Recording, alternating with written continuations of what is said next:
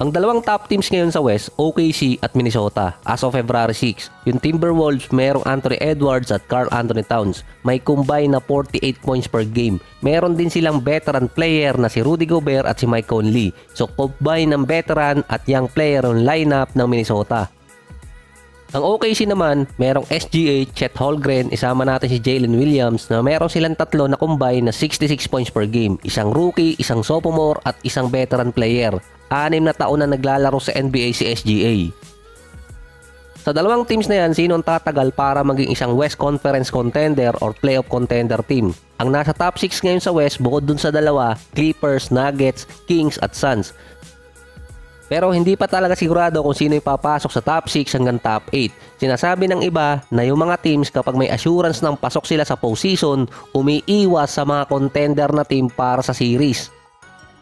Ang dalawang teams na yon, defending champion na Denver Nuggets at yung Clippers. Isama na natin yung Suns. Iisa na lang ang lamang ng Minnesota at itong OKC sa Nuggets at Clippers para sa number 1 spot.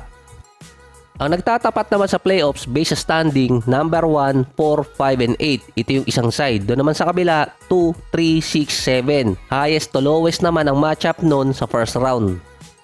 Sa recent standing ngayon, kung ito talaga yung playoff run na mangyayari, makakatapat ng OKC ang Nuggets sa bracket nila, ang Minnesota naman makakatapat doon ng Clippers. Either second round or conference finals. Pwera na lang kung sino yung magkaroon ng upset. Sa 8 teams na naglalaban so far sa top 8, ang pinakabatang team doon, OKC, yung ginagamit nilang rotation. At least, ang average age nun, 23 years old. Ang pinakamatanda nun na meron 20 plus minutes ay si SGA. MVP candidate pa siya, All-Star na meron 31 points, 5 rebounds, 6 assists per game na so far siya ang league leader sa steals, 2.3 per game. Ang Nuggets nag-champion gamit ang kanilang mga napili sa draft. Meron din naman silang additional player na galing sa trade, si Aaron Gordon. Niretain nila yon. Ganon din sa 2022 champion at 2021. Yung tinatawag nila dating dumaan sa tamang process, dinevelop at hindi binili. Ganon din naman ang Minnesota, yung major trade na ginawa nila si Rudy Gobert na malaki ang pinakawalan nila doon. Pero si Anthony Edwards at si Towns galing sa draft picks nila. Ang pangatlo kasi dito sa OKC si Chet Holmgren. Sa first 50 games niya, hindi pa siya nakakamintis ng laro, puwera usog. Si Holmgren yung vital addition sa OKC dahil nang dumating siya na iba yung team, biglang angat. Ang last time na nakapasok ang OKC sa playoffs, 2020. Ito yung nandito pa si Schroeder at si CP3. Ang tanging natitira na lang player doon na part ng run nila noong 2020, bukod kay SGA, ay si Lu Dort. Nasa OKC ang number 1 sa steal at number 4 sa blocks. Si Holmgren yung contender sa Defensive Player of the Year at top 2 siya ngayon sa ranking. Yung number 1 nasa Minnesota, si Rudy Gobert.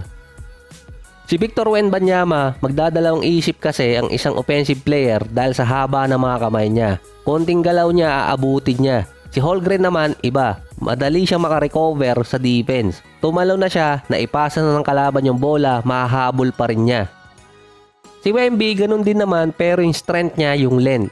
Ito naman si Holmgren, meron din naman length pero kahit alanganin na yung pwesto niya, makakatalon pa rin siya at maaabot niya yung tira para i-block. Kahit din yan dumepensa sa magkakaibang posisyon. Ito yung mula guards hanggang center. Kahit din naman ni Rudy Gobert kaso may iwan si Gobert kapag ang babantayan niya gaya ni Luka, LeBron, Steph at yung mga player na merong ball handling. Ang kalimitang gagawin ni Holmgren, itataas niya yung kamay niya na kapag tumira yung offensive player, saka siya tatalon para i-block. Kaya kalimitan, mahahabol talaga niya yon. Magaling din si Holmgren sa timing. Sa defensive rating, pang-5 si Holmgren sa buong NBA, ang susunod sa kanya si Wemby. Kung maalala nyo dati si Roy Hibbert ng Pacers, kaya siya naging All-Star ng 2012 at 2014 dahil sa defense. Lagi siyang nasa Defensive Player of the Year candidate kahit meron siyang average na 12 points, 8 rebounds, 2 blocks per game dahil yon sa kanyang verticality. Ito yung itataas yung dalawang kamay na almost diretso pababa.